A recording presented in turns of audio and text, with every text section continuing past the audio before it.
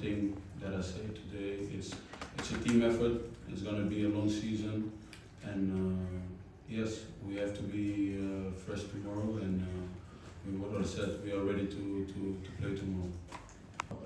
For me, if you have another question about the restart, maybe it's better to talk about the restart because it's the only thing that really matters for us. But the eyes of the player, how they react to the difficulties has been amazing, and it's not the first time.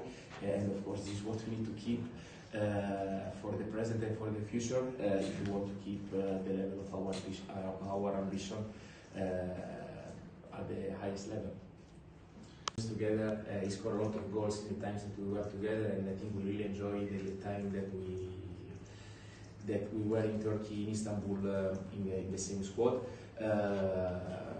Let's say he has been a good sponsor for me when some clubs call him.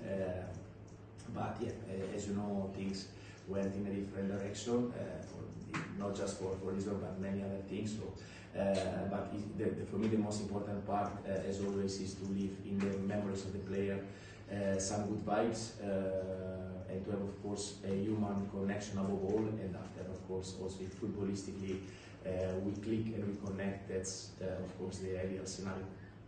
No, we didn't speak about this game, but after the game, I went to congratulate him because from the games that we watched, both from the previous season and in the preparation of our matches, I saw a team very well organized, a team that had a lot of different solutions, different scenarios on the ball and off the ball, and I got really impressed how they manage, different things. So after the game, I went to shake hands because I recognize the work of a colleague in a very high level.